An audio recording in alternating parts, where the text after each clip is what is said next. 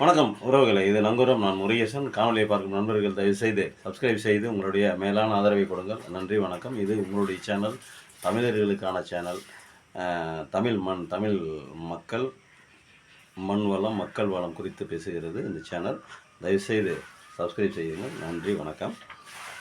ராகுல் காந்தி ஓட்டு திருட்டை பற்றி பீகார் முழுசாக பேசிக்கிட்டு இருக்காரு. கூட்டம் லட்சாதி லட்சம், எல்லோரும் பார்த்துருப்பீங்க, எல்லாத்துக்கும் தெரியும். நம்ம மட்டும்தான் லேட்டாக காணொலி போடுறவங்க. எல்லோரும் போட்டுறாங்க, டயத்தில் போட்டுறாங்க, அதனால் எல்லோரும் பார்த்துருப்பீங்க. நம்ம அதை பற்றி பேசி ஆகணும்ல கண்டிப்பாக. ஏன்னா நிலவரம் அந்த மாதிரி இருக்குது. இப்போது எவ்வளோ பெரிய வேலை அப்படின்னா, அதாவது ஜனநாயகத்தை திருப்பியிருக்காங்க. உட்காந்து ராகுல் காந்தி வந்து பிரதம மந்திரி ஆகியிருக்க வேண்டியவர், ராகுலோடைய மந்திரி சபையின் கீழே கவர்மெண்ட் இருந்திருக்க வேண்டியது, இப்போ மோடியின் கையால் திருட்டுத்தனமாக ஓட்டை திருடி திருட்டுத்தனமாக மாற்றி போட்டு மோடி வந்து பிரதமராக இருக்கார் 3வது முறையாக. இந்த லட்சணத்தில் வாரணாசியில் அவர் ஜெயிக்கவே இல்லை அப்படிங்கிறாங்க. 4 மணி நேரம் ஓட்டு என்றதை நிப்பாட்டி 4 மணி நேரத்துக்கு அப்புறம் அதுக்கப்புறம் எண்ணி முடிஞ்சதுக்கப்புறம் இவர் தான், மோடி தான் இப்போ ஜெயிச்சார் அப்படின்னு சொல்லியிருக்காங்க. உண்மையான முதல்ல வந்து இந்த வாரணாசி ஓட்டை தான் முதல்ல கொண்டு வந்து சுப்ரீம் கோர்ட்டில் என்னணும். இப்போ இந்த ஹரியானாவில் நடந்துச்சு பார்த்தீங்களா, ஒரு பஞ்சாயத்து போர்டு எலெக்ஷனில். அந்த பஞ்சாயத்து போர்டு எலெக்ஷனில் நடந்தது, அந்த பஞ்சாயத்து தலைவரை மாற்றி அறிவிச்சிருச்சு. பிஜேபி பஞ்சாயத்து தலைவர் ஜெயிச்சதாக மாற்றி அறிவிச்சிச்சு. அதே போல் இப்போ வாரணாசியில் நடந்த எம்பி தேர்தலில் நடந்த வாக்குப்பதிவுகளை நமக்கு சுப்ரீம் கோர்ட்டுக்கு முன்னாடி வச்சு, ஜட்ஜிக்கு முன்னாடி, அந்த இதுக்கு முன்னாடி வச்சு நம்ம என்னணும், பொதுமக்களை வச்சு, அங்கே கோர்ட்டில் இருக்கிற மக்களை வச்சு, தலைமை நீதிபதிகளை வச்சு, தலைமை நீதி BR கவாய் அவரோட தலைமையில் நம்ம அது என்னன்னா தான் இவங்களுக்கு அறிவு வரும். இப்போ என்ன பண்ணியிருக்காங்க, இப்போ நம்ம இப்போ என்ன மாதிரியான புரிதலுக்கு நம்ம வரணும், மக்களாகிய நம்ம. பத்திரிகைகள் இதை பற்றி பேசவே இல்லை, ஊடகங்கள் பேசவில்லை, மெயின் ஸ்ட்ரீம் மீடியான்னு சொல்லக்கூடிய மெயினான பத்திரிகைகள், இப்போ வந்து நம்ம பெரிய பெரிய பத்திரிகைகள்லாம் இதை பற்றி பேசுகிறதுலாம் சின்ன யூடியூப் சேனல். ராகுல் காந்தி பேசுகிறாரு, சின்ன யூடியூப் சேனல் பேசுது, அவ்வளோதானே தவிர இதை படம் பிடிச்சி போடுறவங்க பூராவுமே யூடியூப்காரங்க தான் படம் பிடிச்சி போடுறாங்க. அந்த கூட்டத்தை, அந்த பல லட்சக்கணக்கான 10 லட்சத்துக்கு அதிகமான கூட்டம் வந்திருப்பாங்க போல் இருக்கு பீகாரில். அவ்வளோ பெரிய லட்சக்கணக்கான மக்களை அந்த கூட்டம் கூட்டினது எல்லாமே வந்து பார்த்திங்கன்னா யூடியூப்காரங்க தான் எடுத்து போட்டிருக்காங்களே தவிர எந்த மெயின் ஸ்ட்ரீம் மீடியாவும் போடலை. அப்போ என்ன அர்த்தம் அப்படின்னாக்கா, அவங்க வந்து மோடியை எதிர்க்கிறதுக்கு பயமா, இல்லை மோடி காசு கொடுத்து அந்த ஊடகங்களை பூரா வாங்கிட்டாரா, அது தெரியல.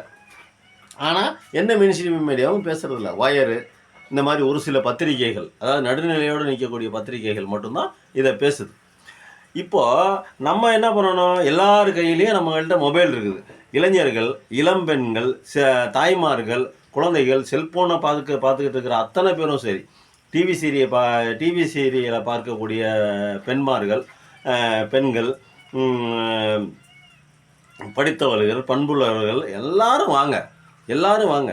ஒரு நாளைக்கு அந்த செல்லை தயவு செஞ்சு அந்த செல்லை வந்து நல்ல விஷயத்துக்கு பயன்படுத்துங்க. இவ்வளோ நாள் பார்த்தோம், நல்ல விஷயம் தான் பார்க்குறோம், இல்லைன்னு இல்லை, செல்லில் நல்ல விஷயம் தான் பார்க்குறோம், இல்லைன்னு இல்லை. இந்த ராகுல் காந்தியோட இந்த ஒரு கடமையை, ஜனநாயக கடமையாற்றும் ராகுல் காந்தியை மேல் தூக்கி அவருக்கு உறுதுணையாக இருக்கும் பல லட்சம் அந்த பீகார் வாக்காளர்களை அவர்களுக்கு உறுதுணையாக நின்று அவர்கள் இப்படி அவங்கள பற்றி பேசுவோம், ராகுல் காந்தியை பற்றி பேசுவோம், ஓட்டு திருட்டை பற்றி பேசுவோம், மோடி எவ்வளோ பெரிய திருடன் அப்படிங்கிறத நம்ம இந்த நாட்டுக்கு பணம் போட்டு காட்டுவோம், எல்லாருமா பேசுவோம். எல்லாருமா பேசுங்க. வாட்ஸ்அப் இருக்குது, எல்லாத்துக்கும் வாட்ஸ்அப்பில், இல்லை யூடியூப்பில், இல்லை இன்ஸ்டாகிராமில், இல்லை எக்ஸ் வலைதளத்தில், இல்லை ட்விட்டரில், ஃபேஸ்புக்கில், எல்லாத்துலேயும் பேசுங்க. தமிழர்களாகிய நம்ம பேசுவோம். வட மாநிலங்களில் பேசுகிறாங்களா இல்லையான்னு தெரில, பேசுறதுக்கு ரெடியாக இருக்கிறதுனால தான் ராகுலனுடைய அந்த கூட்டத்திற்கு, ராகுலனுடைய அந்த நடைபயணத்திற்கு லட்சம் மக்கள் கூடியிருக்காங்க. ஆனால் நம்ம இங்கே ராகுல் காந்தி வரதில்லை, நம்ம அதனால் போக முடியாது. நம்ம வந்து வாட்ஸ்அப்பில் பேசுவோம், வலைதளங்களில் பேசுவோம், சமூக வலைதளங்களில் இதை பற்றி பேசுவோம், அனைவரும் பேசுவோம். இப்போ கோர்ட்டுக்கு வேறு போயிருக்காங்க, 10வது கோர்ட்டுக்கு வேறு போய் வாக்கு இந்த திருட்டை பற்றி தேர்தல் ஆணையத்தை தேர்தல் ஆணையத்து மேலே கலங்கத்தை கொண்டு பண்ணுறாரு. தேர்தல் ஆணையத்தில் வந்து இது நாட்டினுடைய இறையாண்மை சம்மந்தப்பட்ட விஷயம். தேர்தல் ஆணையத்து மேலே கலங்கத்தை உண்டு பண்ணுறாரு. ஒரு ஜனநாயக அமைப்பை ராகுல் காந்தி கேவலப்படுத்துகிறாரு. இனிமேல் அவர் பற்றி இந்த தேர்தல் ஆணையத்தை பற்றியோ இல்லை இந்த ஓட்டு விஷயத்தை பற்றியோ பேசக்கூடாது, அதுக்கு தடை விதிக்கணும் அப்படின்னு சுப்ரீம் கோர்ட்டு போயிருக்கிறான் ஒரு பரதேசி. கேட்ட ராகுல் காந்தி என்ன கேட்குறாரு? அவர் கேட்குற கேள்வி என்ன? ஓட்டு திருடுனியா இல்லையா, உண்மையா பொய்யா? ஓட்டு திருடுனங்கிறதுக்கான ஆதாரங்கள் அத்தனையும் ராகுல் காந்தி கொடுக்குறாரு, பேப்பராக கொடுக்குறாரு.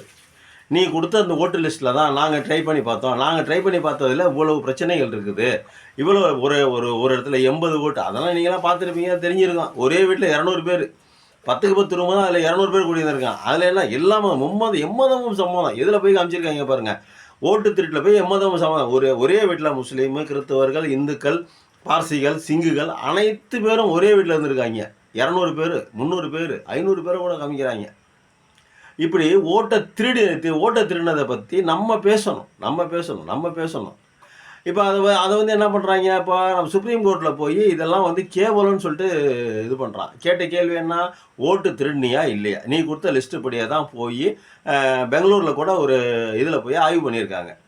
எல்லாம் பிளாப்பு, எல்லாம் அட்டு, எல்லாம் மொத்தமும் வேஸ்ட்டு, அவ்வளவும் ஃபோர்ஜரி, ஃப்ராடு, பொறுக்கித்தனம், இவ்வளவு பண்ணியிருக்கான் இந்த மோடி குரூப்பு. எதுக்கு நீ வந்து பதவியில் இருக்கணும்? என்ன உனக்கு என்ன துடிக்குது? நீ என்ன அந்த நாட்டுக்காக நல்லது செஞ்சுவிட்ட? ஐயோ நம்ம அவர் என்ன நினைக்கிறாரு அப்படின்னா, எப்படி நினைக்கணும்? நம்ம ஒன்றும் புரிய மாட்டேங்குது எனக்கு. ஐயோ நம்ம இந்த நாட்டை விட்டு போயிட்டோம் அப்படின்னா, பிரதமர் பதவி விட்டு இறங்கிட்டோம்னா இந்த இந்திய மக்கள் 150 கோடி பேர்த்தை யார் காப்பாற்றுறது அப்படின்னு பதறுவார் போல் இருக்கு. அவ்வளோ ஒரு நல்ல மனுஷனாக இருக்கார் போல் இருக்கு. கேட்ட கேள்விக்கு பதில் சொல்லு. திருடுனியா இல்லையா? திருடுன ஆமாம் இல்லை, ரெண்டே கேள்வி. அதுக்கே வந்து தேர்தல் ஆணையம் எந்த வரைக்கும் சரியான பதில், ப்ரெஸ் மீட்டில் கூட சரியான பதில் சொல்லலையே. அவன் ஒரு கேள்வி கேட்டால், கேட்குறவன் ஒரு கேள்வி கேட்டால் இவன் ஒரு பதில் சொல்கிறான். தேர்தல் கமிஷனில் ஞானேஷ்குமார் மோடியோட தாய்மாமனோட பையன் நாமலாம். அது ஒரு காணொலியில் வந்துடுது. உண்மையாக பையன் நமக்கு தெரியாது, அதுக்காக நம்மளை பிடிச்சி இழுக்காதீங்க. அது பத்திரிகையில் வந்தது. மோடியோடைய தாய்மாமனுடைய பையனா யார்? ஞானேஷ்குமாருங்கிறவர். எதுக்கு சார் இந்த மாதிரி வேற மக்கள் 150 கோடி பேர் இப்போ வந்து வழக்கு வந்து சுப்ரீம் கோர்ட்டு போயிருக்கு. சுப்ரீம் கோர்ட்டுக்கு போனால் மட்டும் ஒன்று விட்டுருவாங்களா? அவர் ஒன்றும் தப்பு பண்ணலையே. ராகுல் காந்தி தப்பு பண்ணலையே. தப்பு பண்ணது பூரா மோடி குரூப் தானே தப்பு பண்ணி இருக்குது. ஓட்டை திருடி இருக்கியா இல்லையா? ஆமாம். அப்போ சுப்ரீம் கோர்ட்டு தெரியுமா இல்லை? இந்த ஆதாரங்களை சுப்ரீம் கோர்ட்டில் கூப்பிட்டு கேட்பாங்க. இப்போ சுப்ரீம் கோர்ட் வழக்கு போயிடுச்சு, வழக்கு தொடுத்துட்டாங்க. வழக்கு வரும்போது கூப்பிட்டு கேட்பாங்க, இங்கே வாப்பா ராகுல் காந்தி வர சொல்லுங்க அப்படிம்பாங்க. ராகுல் காந்தி வந்தோடனே, இங்கே வாங்க சார் நீங்கள் வந்து வாக்கு திருடுங்கிறீங்களா? அந்த ஆதாரங்கள்லாம் பொதுவெளியில் இருக்குன்னு, பொதுவெளியில் ஆதாரம்லாம் இருக்குன்னு பொதுவெளியில் பேசுகிறீங்களா? அதெல்லாம் இங்கே போனால் சப்மிட் பண்ணுங்கன்னு அவங்க கேட்பாங்க. பார்ப்பாங்க. அவர் பார்ப்பார். பார்த்துவிட்டு எக்ஸ் அப்பா பேர் என்ன? எக்ஸு, ஏபிசிடி எக்ஸு, வீட்டு நம்பர் என்ன? சைபரு, 1 சைபரு, 1 முட்டை, 2 முட்டை, 3 முட்டை, 4 முட்டை, இதெல்லாம் பார்ப்பாங்க. பார்த்துட்டு நீதிபதிகள், சுப்ரீம் கோர்ட்டு நீதிபதிகள், அவங்களுக்கு ஒரு கடமை இருக்குது, அவங்களுக்கு ஒரு பொறுப்புணர்ச்சி இருக்குது. அவங்க 150 கோடி மக்களினுடைய தலையெழுத்து, அவர்களுடைய வாழ்க்கை அவங்க கையில் தான் இருக்குது. வாழ்க்கையை நம்பி இவங்களை நம்பி பாராளுமன்றத்துக்கு ஓட்டு போட்டு நம்ம இவங்க கையில் கொடுத்தா, இப்போ அதையும் தாண்டி சுப்ரீம் கோர்ட்டுக்கு நம்ம போக வேண்டியிருக்குது. 150 கோடி பேர் மேலே, ஐயா எங்களை காப்பாற்றுங்க அப்படின்னு. இப்போ அதே தான் நடக்க போகுது. அவங்க கொடுக்குறது தான் இப்போ தீர்ப்பு. ராகுல் காந்தி பேச வேணான்னு சொல்லிட்டா முடிஞ்சு போச்சு, அவ்வளோதான். அப்போ இவங்க நினச்சா தான். ஆனால் சுப்ரீம் கோர்ட்டு சொல்ல மாட்டார். பிஆர் கவாய் அதை சொல்ல மாட்டார். சுப்ரீம் கோர்ட்டில் இருக்கிற இன்னமும் தன்னலமற்ற, சுயநலமற்ற, பொதுநலத்தோட 150 கோடி மக்களினுடைய வாழ்வாதாரம் அப்படின்னு சொல்லிட்டு யோசித்து நிதானமாக அந்த வேலையை பண்ணுறதுக்கான வேலைகளை பார்த்துக்கிட்டு இருப்பாங்க அப்படின்னு பார்ப்பாங்க அப்படின்னு தான் நான் நம்புகிறேன், மனப்பூர்வம் நம்புகிறேன். அதனால் நீ வந்து அவர் திருடுனான்னு சொல்கிறாரு, நீ திருடலன்னு சொல்லிட்டு போ. ஆதாரம் காமிச்சு, அவர் திருடுனங்கிறதுக்காக ஆதாரத்தை கொடுக்குறாரு. நீ திருடலன்னு ஆதாரத்தை கொண்டாந்து காமி, இல்லை அப்படின்னா திருடி இருக்கிறத ஒத்துக்க, கலைச்சிட்டு போ. மோடி அமைச்சரவையில் நாங்கள் மோடி அமைச்சரவை கலைச்சிட்டு ராகுல் காந்தி தலைமையில் ஒரு ஆட்சியை நாங்கள் கொண்டு பண்ணுறோம், கொடுக்க சொல்கிறோம். ஓட்டை எல்லாம் எண்ணுவோம். யார் மறு ஓட்டை பற்றி இது எல்லாம் எரேஞ்ச் பண்ணிட்டாங்கன்னு தெரியல. அது வேறு சுப்ரீம் கோர்ட்டு கையில் தான் இப்போ இருக்குது. சுப்ரீம் கோர்ட்டு என்ன தீர்ப்பு கொடுக்க போகுது, அது என்ன மாதிரியான தீர்ப்பு வரப்போகுது அது தெரியலை. வந்ததுக்கப்புறம் தான் தெரியல. நீ பேசாதன்னு ராகுல் காந்தி பார்த்து சொல்கிறாங்களோ, அப்பா அவங்க வழக்கு போட்டிருக்காங்க, நீ இனிமேல் பேசாதீங்கப்பா அதை பற்றி அப்படின்னு சொல்கிறாங்களோ, தேர்தல் கமிஷன் எடுக்கிறது தான் இறுதியான முடிவுன்னு சொல்கிறாங்களோ, அது தெரியாது. தேர்தல் கமிஷன் எப்படி இருக்கணும், அந்த மாதிரி இருந்தால் நம்ம இதெல்லாம் பேச வேண்டியதில்லை. இப்போ நீ கோர்ட்டுக்கு போனீர் அவசியமே இல்லை. அவர் ராகுல் காந்தி பேச போகிறதே இல்லை. எல்லாமே சரியாக இருந்துட்டால் பிரச்சனையே இல்லை. ஆனால் சரியில்லை அப்படிங்கிறதுனால தானே அவர் ராகுல் காந்தி பேசுகிறாரு. அப்போது இவங்க என்ன பண்ணணும், அடுத்த மாதத்தில் இதெல்லாம் சரி பண்ணதுக்கப்புறம் இதெல்லாம் எந்த கேஸ் இந்தியாவோட இருக்கிற எல்லா கேஸையும் ஒதுக்கி வச்சுவிட்டு இந்த கேஸை சுப்ரீம் கோர்ட்டு கொண்டு வந்து அவர் ஒரு தொகுதியில் மட்டும்தானே சர்வே எடுத்திருக்காரு. இங்கே இருக்கிற 10 தொகுதியில் வாரணாசி தொகுதி முதற்கொண்டு எல்லாத்தையும் கொண்டு வந்து ஆளுங்களை வச்சு என்ன சொல்லு என்றா அப்படின்னு சொல்லணும். ஒருவேளை கலைச்சிருந்தாங்கனாக்கா, எல்லாத்தையும் மிஷினில் இருந்த எல்லாத்தையும் அழிச்சிருந்தாங்கனாக்கா போச்சு, நம்ம கையில் ஒன்றும் இல்லை. சுப்ரீம் கோர்ட்டு நீதிபதிகளும் ஒன்றும் பண்ண முடியாது. அந்த கடவுள்னு ஒருத்தன் இல்லை, இருக்குன்னு சொல்லிட்டு கடவுள் இருக்கான்னு சொல்லிவிட்டு சிங்கச்சாமி இப்படி அடிச்சுட்டு திரியிறாங்க. அப்போ ஒரு பிரதமர் ஜால்ரா அடிச்சு திரியும். கோயில் இருக்கேன், சாமிக்கு போகிறேன், சாமி தண்டிக்குங்கிற எண்ணமே இல்லையாடா அவங்களுக்கு? கோயிலுக்கு போகிற, சாமி கும்பிட்ற, எல்லா கோயிலுக்கும் போகிற, எல்லா சாமியும் கும்பிட்ற, அந்த சாமி தண்டிக்குமா அப்படிங்கிற எண்ணமே இல்லையா உனக்கு? அடுத்த மாதம் சுப்ரீம் கோர்ட் இதையெல்லாம் சரி பண்ணி பார்த்து எண்ணி முடித்து ராகுல் காந்தி தலைமையில் 30 அமைச்சரவை பதவி 30 அமைச்சர்கள் பதவி ஏற்கணும். அதுக்கு ஏற்பாடு பண்ணணும் சுப்ரீம் கோர்ட்டு. ஒருவேளை ஓட்டெல்லாம் கரெக்டாக இருந்துச்சு அப்படின்னா ஒன்றும் பிரச்சனை இல்லை, இவர் இருந்தாலும் இருந்துட்டு போகிறோம். நமக்கு என்ன, யார் இருந்தாலும் என்ன, நம்ம நாடு நல்லபடியாக இருக்கணும் அப்படிங்கிறத நம்ம நினைக்கிறோம், சரியாக இருக்கணும் அப்படின்னு தான் நினைக்கிறோம். அப்போ இப்போ தேர்தல் கமிஷனுக்கு ஏன் நீங்கள் வக்காலத்து வாங்கிட்டு வரீங்க? தேர்தல் கமிஷன் ஏன் முன்னுக்கு பின் முரணாக பேசுகிறாங்க? எல்லாத்துலேயும் ஒரு இது இருக்குல்ல. இன்னும் நம்ம பகல்காம் தாக்குதலுக்கான சரியான பதிலே இன்னும் கிடைக்கல. இவ்வளோ பெரிய மத்திய அரசு, உலகின் வல்லரசு, 4வது மிகப்பெரிய வல்லரசு நாடு, ஆனால் பகல்காம் தாக்குதலுக்கு இன்னும் சரியான பதில் கொடுக்கல.